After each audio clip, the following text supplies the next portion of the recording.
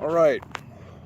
I want to talk about the default emotion. I was talking to a good friend of mine last night, and it came to mind, the default emotion.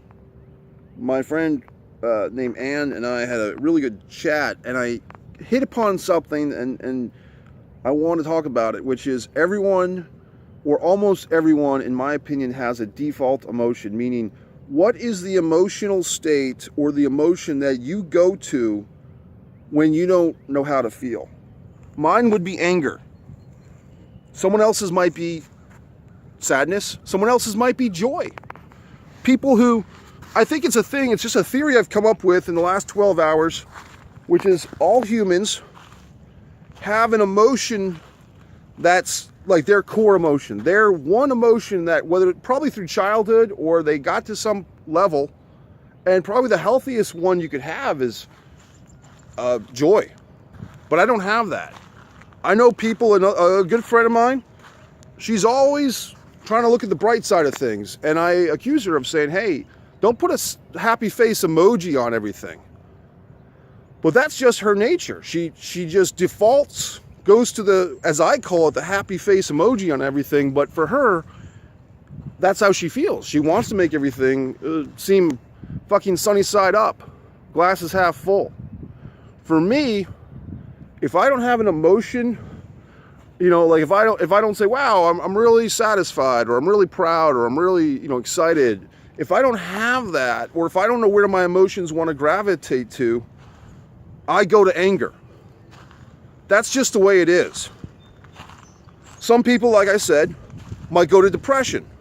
I know a lot of people, and they're very hard people to deal with sometimes because, and probably anger can be a weird one too for people, but for people that have that depression, and they could just be melancholy, or they could just be having an okay day, not a great day, not a bad day, but they'll seek out that depression, and it's very difficult to kind of be friends with those folks because it's like, man, why are they so sad about everything?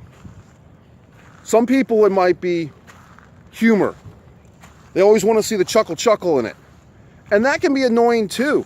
It can be great if it's always like a real genuine humor.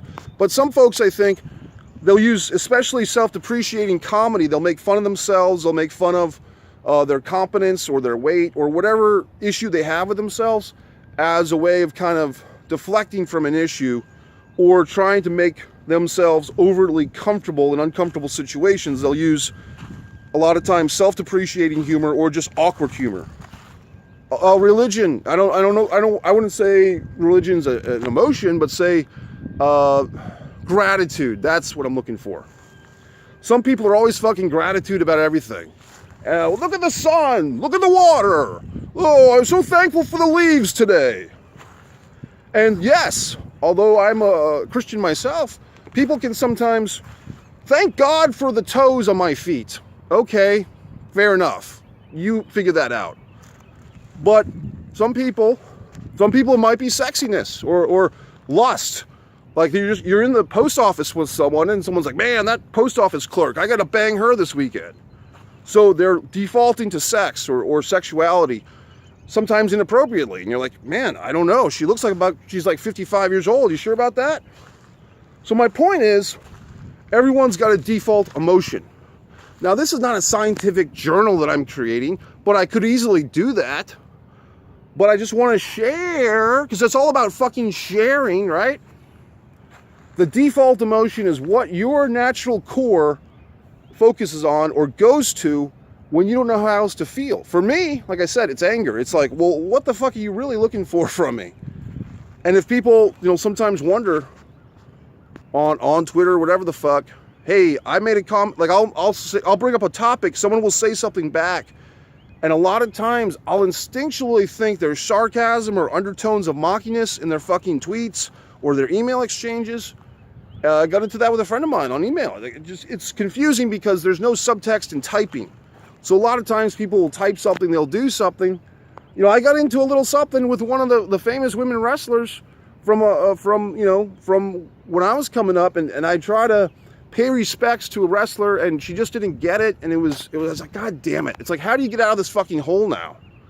So the point is, when I'm online and I'm doing stuff, and when you're online and you're doing stuff, the sub point is that sometimes the text and the tweets, they get confused. The typed word does not carry the resonance of the spoken voice.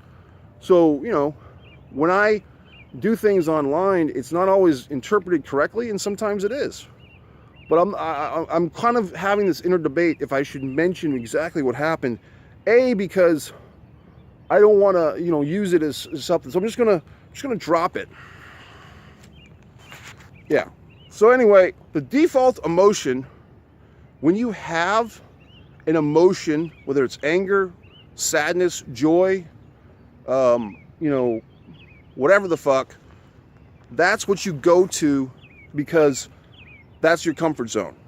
So perhaps the point of this video is acknowledge that, and maybe we can, as people, say, am I comfortable with my default emotion? Does my default emotion of anger or sadness or depression or paranoia or conflict or love or flirtation, is that a healthy default emotion? Something for everyone to think about. And that's it. It's Mike Messier, MikeMessier.com. Once again, blah, blah, blah, and blah, blah, blah.